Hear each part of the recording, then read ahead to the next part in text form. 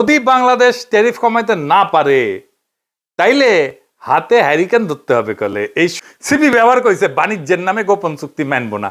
ওরে আমার ওরে ওরে এইগুলা তুমি যেমন ট্যাক্স বসাও আমার পণ্যে, আমি তেমন ট্যাক্স বসাবো তোমার পণ্যে। মানে বাংলাদেশ যদি আমেরিকান পণ্যে 30% ট্যাক্স দেয় ধরে, তাহলে বাংলাদেশি পণ্যকে আমেরিকায় ঢোকার জন্য 30% ট্যাক্স দিতে হবে। No hanky panky. এক দেশ আলোচনা করে ট্যারিফ কমায়ও নিছে, শুল্ক কমায় নিছে আর কি। যারা কমায় নিছে তারা এমন কোন বাণিজ্য সুবিধা দিছে আমেরিকাকে যার জন্য ট্যারিফ কমাইতে পারছে।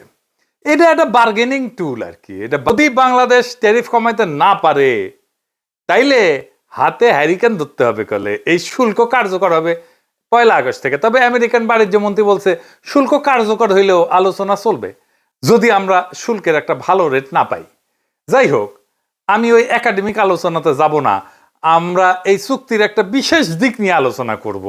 কুটি এসে ইন্ডিয়া গ্যাঞ্জাম করিচ্ছে, আর ইন্ডিয়ার গ্যাঞ্জাম করে লাভটা কি? তার চুক্তি মানে এই যে বাংলাদেশ আলোচনা করতেছে আমেরিকার সাথে, সে আলোচনার আগে একটা চুক্তি করেছে বাংলাদেশের সাথে, তার নাম গোপনীয়তার চুক্তি। এগুলো সরকার খুব খারাপ কাজ করিচ্ছে, তাই না? দেবপ্রিয় কইছে এই ধরনের গোপনীয়তা চুক্তি করছে বাংলাদেশ এই ট্যারিফের নেগোসিয়েশনের টাইমে, তার নজিরবিহীন, আগে কখনো এটা হয় নাই। দেখেন, কথা সত্য, মিছা কথা কয় নাই। তার সাথে এটাও সত্য যে এই একতরফাভাবে সব দেশকে রিসিপ্রোকাল ট্যারিফ চাপায় দিয়া আলোচনা শুরু করা, এটাও আমেরিকা আগে কখনো করে নাই, এটাও নজিরবিহীন। দেবপ্রিয়বাবুর দাবি সব দেশ করলেও বাংলাদেশ এই চুক্তি করতে পারবে না। তার মানে যে নেগোসিয়েশনে আলাপ এটা বাংলাদেশ করতেই পারবে না। তো আর্জেন্টিনার সাথে কি করা হয়েছে? ওদের সাথেও এনডিএ করা হয়েছে। দেখেন করছে, the bilateral pact has been quietly in the works for 3 months under the signing of confidentiality agreement NDA that prevent negotiators from disclosing details. এমনকি ভিয়েতনামে জানাচ্ছে যে তারা বলতে রাজি হয়নি, কারণ এই যে তথ্যগুলো, সে তথ্যগুলো পাবলিক না। তার মানে আমরা বেশ কয়েকটা দেশের গোপনীয়তার চুক্তি দেখলাম। ওরা করতে পারবে কিন্তু আমরা করতে পারবো না। কি আবদার! যদি সবাই চুক্তি করে আর আমরা যদি এই চুক্তি না করি, তাহলে আমাদের সাথে নেগোসিয়েশন করবে আমেরিকা? বলেন তো। আমেরিকা তো বলবে তুমি কোন হরিদাস পাল আসছো যে তোমার সাথে গোপনীয়তার চুক্তি ছাড়া নেগোসিয়েশন করতে হবে আমাকে। আচ্ছা ধরেন এই এগ্রিমেন্ট ছাড়াই, গোপনীয়তার চুক্তি ছাড়াই আলাপ করলো বাংলাদেশের সাথে, স্পেশাল খাতির করলো আর কি আমেরিকা। তো যারা সাইন করেছে এই গোপনীয়তার চুক্তি, তারা এসে বলবে না যে আমার সাথে সাইন করলা এগ্রিমেন্ট, বাংলাদেশের সাথে করলা না কেন? বিষয়টা কি? পিতলা খাতির কেন? আমেরিকা কি জবাব দিবে? তারপরেও দেবপ্রিয়রা প্রশ্ন তুলতে পারে, কেন এটা জনগণ জানবে না? কি আর বলবো, এই দেবপ্রিয়রা 111 করলো। দেবপ্রিয় কিন্তু এই জেনেভায় পোস্টিং নিছিল 111-এর পরে, বেনিফিশিয়ারি ছিল। এই দেবপ্রিয় ট্রানজিট ট্রান্সশিপমেন্টের ওকালতি করেছে, আর এখন খুব নন ডিসক্লোজার এগ্রিমেন্ট করেছে। সিপি ব্যবহার করেছে বাণিজ্যের নামে গোপন চুক্তি মানবো না। ওরে আমার ওরে ওরে, এইগুলার মাথার খোদাতলা গোবর দিলেও হইতো। যাই হোক, আলাপটা কি কইতেছে ওরা বুঝেছে, আসেন এটা একটু আমরা বুঝে দেখি। আমি আপনাদের আগেও কইছি, সিপিবি যা বলবে, দেবপ্রিয় যা বলবে, তার উল্টা দিকে দাঁড়াবেন। সিপিবি যেহেতু বিরোধিতা করতেছে, দেবপ্রিয় যেহেতু বিরোধিতা করতেছে, এটা দেশের জন্য ভালো আর ইন্ডিয়ার জন্য খারাপ। এই চুক্তিটা কোনো গোপন চুক্তি না, এটা গোপনীয়তার চুক্তি।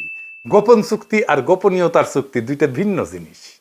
মানে যতক্ষণ এই ট্যারিফ নিয়ে আমাদের আলোচনা হইতেছে আমেরিকার সাথে, ততক্ষণ আমাদের আলোচনার বিষয় বাইরে যাবে না।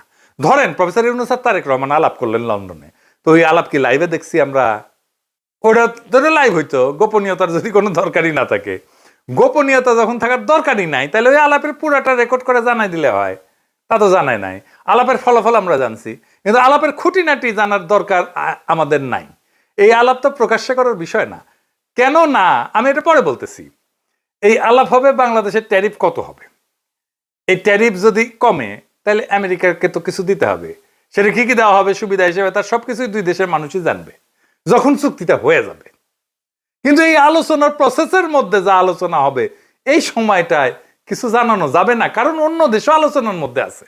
তারা যদি জেনে যায় আমরা কি আলোচনা করতেছি, তাহলে তো এই আলোচনার ফলপ্রসূ হবে না। প্র্যাকটিক্যাল কারণে এটা বার্গেন, তো অনেক দেশের সাথে বার্গেন করতেছে আমেরিকা। ধরেন আমরা যাই না গেলাম কি নিয়ে, ইন্ডিয়ার সাথে বার্গেন করতেছে আমেরিকা। আমরা তো ইন্ডিয়ার চাইতে ভালো কন্ডিশন দিব আমেরিকাকে, তাই না? খুবই ন্যাচারাল এটা। তো বাংলাদেশ যা দিতেছে আর পাইতেছে এটা আমাদের সাথে যারা কম্পিটিশন করে আমেরিকার মার্কেটের জন্য তারা যাই না গেলে তো আমাদের বিপদ। আমরা তো নেগোসিয়েশন করতে পারবো না। ইন্ডিয়া তো সুবিধা নেবে এটার, কারণ ইন্ডিয়া তো ওই মার্কেটে আমাদের কম্পিটিটার। বাংলাদেশ যদি যুক্তরাষ্ট্র বা পশ্চিমা শক্তির কাছে ফেভারেবল ট্যারিফ না পায় তাহলে সেই শূন্যতা পূরণে ভারত চূড়ান্তভাবে উপকৃত হবে, অর্থনীতিতে হবে, রাজনীতিতে হবে এবং আঞ্চলিক প্রভাব বিস্তারে হবে। এই পুরো প্রক্রিয়া এক ধরনের সফট ডিইন্ডাস্ট্রিয়ালাইজেশন এবং স্ট্র্যাটেজিক ডিপেন্ডেন্সি হবে বাংলাদেশের ইন্ডিয়ার উপরে যদি এই ট্যারিফ নেগোসিয়েশনে আমরা হেরে যাই। বাংলাদেশকে পশ্চিমের বাজারে দুর্বল কইরা বাংলাদেশের অর্থনীতি ভারত নির্ভর করে তুলতে পারবে ইন্ডিয়া, যদি এই ট্যারিফ নেগোসিয়েশনে আমাদের চাইতে ইন্ডিয়া ভালো ট্যারিফ পায়, অথবা আমরা যদি অনেক বেশি ট্যারিফ দিতে হয়। এই জাউরারা হাউকাউ করতেছে, মানুষকে কনফিউজ করতেছে যেন এই নেগোসিয়েশনে বাংলাদেশ জিততে না পারে, ইন্ডিয়া যেন বেশি সুবিধা পায় আর আমাদের মারা যায়। দেবপ্রিয় সিপিবি এদের হাউকাউয়ের লক্ষ্যই এটা। এই প্রসঙ্গে আমি কোভিডের টাইমে একটা ঘটনার কথা মনে করাই দিই, মিল পাবেন। কোভিডের টাইমে আমরা যেন ভ্যাকসিন না পাই সে বাগড়া দিছিল ইন্ডিয়া। মানে ইন্ডিয়া চাইছিল ভ্যাকসিনটা যেন ইন্ডিয়া থেকে নেওয়া হয়। তাহলে ইন্ডিয়ার লাভ কি? ইন্ডিয়া এটা তার কূটনৈতিক অস্ত্র হিসেবে ব্যবহার করবে। আমি বেনে বেনে করছি না, দেখেন তো। এই সময় চীনের সাথে ভ্যাকসিন কেনা নিয়ে আলাপ হচ্ছিল বাংলাদেশের। বাংলাদেশকে চীন একটা খুব ভালো প্রাইস দিছিল, দাম দিছিল খুব কম দামে, শ্রীলঙ্কা থেকে কম দামে এমনকি বাংলাদেশকে টিকা দেওয়া হয়েছিল। শ্রীলঙ্কার তখন অর্থনৈতিক অবস্থা খুব খারাপ, আপনারা তো জানেন। তার সেই অবস্থা তো বাংলাদেশকে একটা ভালো প্রাইস দেওয়া হয়েছিল যেটা শ্রীলঙ্কার চাইতে কম। এটা হয়েছিল একটা গোপনীয়তার চুক্তি দিয়া। কারণ এই প্রাইসটা যদি শ্রীলঙ্কা জানে যায়, নেপাল জানে যায়, সবাই তো বলবো আমাকে বাংলাদেশে প্রাইস দাও। বাংলাদেশ এটা বার্গেন করে পাইছিল। সেই চুক্তির ফাইল প্রথম আলো রোজিনা চুরি করে সচিবালয় থেকে। রোজিনাকে গ্রেপ্তার করা হয়। আমি বলছিলাম কাজ ঠিক হয়েছে। এইটা রোজিনা ইন্ডিয়াকে সার্ভিস দিতে গিয়ে এই কাজ করেছিল। এই ফাইল রয়ের হাতে তুলে দিত।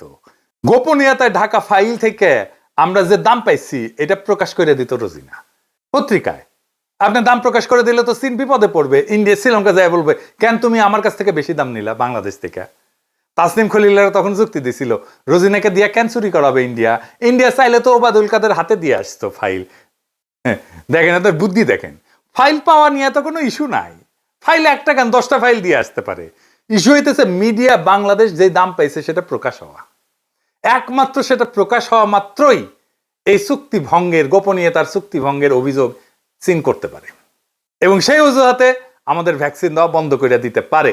রোজিনা ব্যর্থ হওয়ায় একজন ডেপুটি সচিব সে দাম প্রকাশ করে দেয়, ফলে চীনা ভ্যাকসিন আসা বন্ধ হয়ে যায়। আমাদের 2 বা 3 গুণ দাম দিয়ে সেই ভ্যাকসিন কিনতে হয়। তাহলে এটা অনুসন্ধানী সাংবাদিকতা নাকি দেশের মানুষের? আমাদের যে বেশি টাকায় ভ্যাকসিন কিনতে হইলো এটা কার জন্য? রোজিনার জন্য। তো বাংলাদেশকে যে অধিক টাকা গচ্চা দিয়া ভ্যাকসিন কিনতে হইলো সেটা আগে কি রোজিনার বাপ দিবে না ওর হাজবেন্ড দিবে? এটা কারে বুঝাইবেন? এই একই ঘটনা ঘটেছে ট্যারিফ নিয়ে আলোচনায়, গোপনীয়তার চুক্তি নিয়ে। আসেন এটা একটু বুঝে দেখি।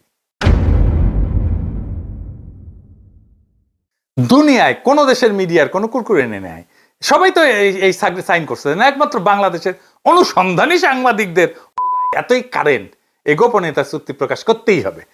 তো এটা নিয়ে কি হইল আসেন দেখি। এখানেও সে একই রোজিনা কাণ্ড ঘটনা হইল। এনবিআর এর দ্বিতীয় সচিব মুকিদুল আলমকে দিয়া এই আলোচনার বিষয়াদি কচুক্ষেতি বাইর করল। কচুক্ষেতি মানে কিন্তু ও আকারের বালক। বালক মানে জানেন তো, হ্যাঁ, যে মারা দেয়, বুঝছাও। র এর ডাইরেক্ট পেরোলে এই পদ বালক, সেইটা দিয়া বাংলা আউটলুকে নিউজ করাইলো। মুকিদুল ধরা খাইলো, চাকরি গেল। বাংলা আউটলুকের নিউজ সরাই নিলে কচুক্ষেতি নিজের পেজে ওই চুক্তির আলোচনা প্রকাশ করে দিল। দেখেন এর ফলে কি হইল? বাংলাদেশের আলোচকেরা, নেগোসিয়েটরেরা মারাত্মক চাপে পড়লো। আলোচনার নেগোসিয়েশন আমরা পিছায় পড়লাম, ইন্ডিয়া আপার হ্যান্ড পাইলো। তাহলে বুঝেছেন তো কে কার সুবিধার জন্য এটা পাবলিক করা হয়েছিল? ওই বালক ও আকারের কেন এটা পাবলিক করলো? আপনারা তো জানেন বাংলাদেশ যদি ফেভারেবল ট্যারিফ না পায় তাহলে ইন্ডিয়া লাভবান হবে, আর কেউ না। ইন্ডিয়াকে উপহার দিল ও আকারের বালক। এইবার সব বুঝেছেন তো, মিলিছে সব। বাংলাদেশের শিল্প, গার্মেন্টস, রপ্তানি আমেরিকার বাজারে সব ধ্বংস করে দেওয়ার কাজটা এই ওয়াকারের বালক কইরা দিল। যদি বাংলাদেশ ভালো ট্যারিফ না পায় তার দায় একমাত্র এই বালকের। আপনারাই বলেন এটা প্রকাশ করে কি এমন হাতি ঘোড়া বজরা পানসি হয়েছে? কি অর্জন করছে বাংলাদেশ?